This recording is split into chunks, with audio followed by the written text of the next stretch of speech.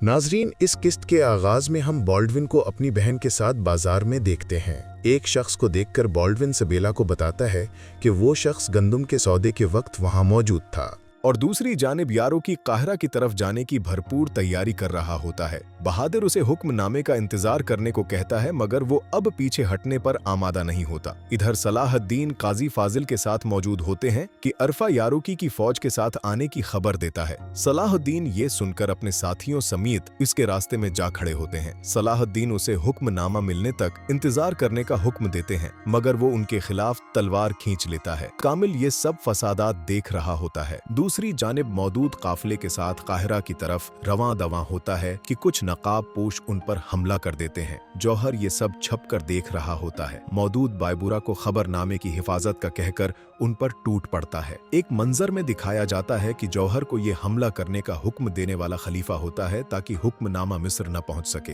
दूसरी जानिब सलाहुद्दीन यारुकी के वार को जाये कर रहे होते हैं। यारुकी के पूछने पर सलाहुद्दीन कहते हैं कि ये हमले का वक्त नहीं, उन्हें किसी चीज का इंतजार है। इसी दौरान मामूद हुक्मनामा लेकर पहुंचता है। एक मंजर में दिखाया जाता है कि सलाहुद्दीन के कहने पर कारातिगन मौदूद की मदद के लिए गया था। मौदूद ऐलान करता है कि सुल्तान के हुक्म के मुताबिक मिस्र के नए वजीर अमीर शेरको हैं।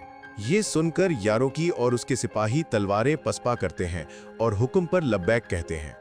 उस पर कामिल के उड़ते रंग देखकर कारातीगन को उसकी नीयत पर शक होने लगता है। अगले दिन ताजपोशी की तकरीब हो रही होती है। शेर को पूरी शान से चमकती तलवार के साथ शानदार चौगे में मलबूस आगे बढ़ने लगते हैं कि कामिल उनके सीने में खंजर दे मारता है। कारातीगन ये देखकर कामिल पर वार करके उसे वहीं हलाक कर देता है। सलाहुद्दीन चचा की तरफ बढ़ते हैं, लेकिन शेर को उनको अपनी रखती हुई सांसों के साथ कहते हैं कि मिस्र अब उनके स्पर्द है। सलाहुद्दीन गम की हालत में उनको देखते रह जाते हैं। कुछ देर बाद हम सलाहुद्दीन और बाकी उमरा को अमीर शेरको की कब्र पर दुआ करते देखते हैं। सलाहुद्दीन जज्बाती होकर वो मंजर याद करते हैं जब शेरको ने अपनी जान पर खेलकर जंग में उनको बचाया था। वो अमीर शेरको की तलवार चचा की कब्र पर रख देते हैं। एक और मंजर में सलाहुद्दीन वजीर का लिबास जीब तन करते नजर आते हैं। तख्त पर बैठकर वो खुदा से दुआ करते हैं कि उनको इंसानियत भलाने और हकीकत छिपाने वाले तख्त से बचाया जाए। दूसरी जानिब काजी फाजिल सलाहुद्दीन के कहने पर मकतूब तैयार कर रहे होते हैं,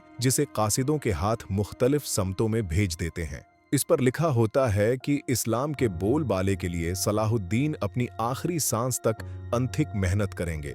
सलाहुद्दीन काजी फाजिल को दीवान का सरबराह और नायब वजीर बनाते हैं। इथिसीस को लश्कर का सिपा सालार, इरफा को शहर का मुहाफिज और बाकी लोगों को भी अहम जिम्मेदारियां सौंपते हैं। कारातीगन मायूस खड़ा होता है, लेकिन सलाहुद्दीन के उसको खजांची और तहसीलदार मुकर्रर करने पर वो खुशी से झूम उठता है। दीवान के बाद सलाहुद्दीन अवाम की शिकायत सुनने लगते हैं। एक मजलूम की रुदाद सुनने के बाद सलाहुद्दीन उसके मालिक से जाती तौर पर मिलकर मसला हल करने का फैसला करते हैं। उसके बाद शमसिया दाखिल होती है। सलाहुद्दीन उसे देखकर हैरान होते हैं। वो मीला की रहाई पर सवाल उठाती है और साथ ही वो लम्हा याद करती है जब जिंदान में मीला ने उसे ललकारा था कि जंग अभी खत्म नहीं हुई। सलाहुद्दीन उसे बताते हैं कि उसकी रहाई काजी का फैसला था, क्योंकि इस पर जुर्म साबित नहीं हुआ, लेकिन वो मिस्र वापस कभी नहीं आ सकेगी। इस पर शमसिया डट जाती है और कहती है कि वो सलाहुद्दीन को कत्ल करना चाहती थी। अगर जुल्म बरकरार रहना है तो दरगाम और शहवार को क्यों हटाया गया।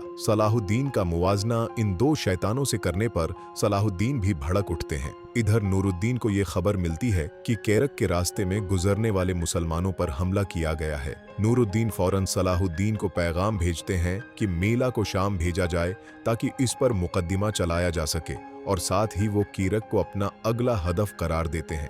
दूसरी जानिब बाल्डून तलवारबाजी सीख रहा होता है कि बालन उसको सिखाने के लिए आगे बढ़ता है। साथ ही जातलीवन भी वहां पहुंचता है और बालन पर तंज करता हुआ उसके साथ तलवारबाजी शुरू कर देता है। इसी दौरान लाडगाए आकर ऐलान करता है कि एबलीन जातलीवन के नाम हो चुका है। ये सुनकर बालन गुस्से से खड़ा रह जाता है। दूसरी जानिब काहिरा में गुलामों पर जुल्म हो रहा होता है और नाजरीन ये वही जालिम होता है जिसकी शिकायत दीवान में की गई थी। शिकायत का सुनकर वो गुलामों पर कोड़े बरसाने लगता है। इधर सलाहुद्दीन मेला को रहाई की शर्त बता रहे होते हैं और कहते हैं कि मुसलमान वादे के पक्के होते हैं, लेकिन अगर वो अभी भी हमला करना चाहती है तो सामने आकर करे। इतने में काजी फाजिल सलाहुद्दीन को गुलामों पर होने वाले तशद्दुद के बारे में बताते हैं तो सलाहुद्दीन फौरन उनकी मदद के लिए दौड़ जाते हैं। सलाहुद्दीन को देखकर गुलामों का मालिक मुस्कुराते हुए कहता है कि वो सब गुदार हैं। सलाहुद्दीन जवाब देते हैं कि वो बस इंसान हैं और साथ ही तलवार से उसकी गर्दन उड़ा देते हैं। एक व्यापारी के खलीफा के नाम पर धमकाने पर सलाहुद्दीन उन्हें जिंदान में डाल देते हैं। काजी फाजिल बताते हैं कि दरअसल ये व्यापारी शहवार के भागे हुए सिपाही हैं। उस पर एक गुलाम कहता है कि उसे उम्मीद थी सलाहुद्दीन जरूर आएंगे। अमीर शेरको की वफात पर आप अफसरदा हुए या नहीं, कमेंट्स में जरूर बताएं और अगली किस्त आने तक हलाल रिकिप्स को लाइक और सब्सक्राइब करना मत भूलें।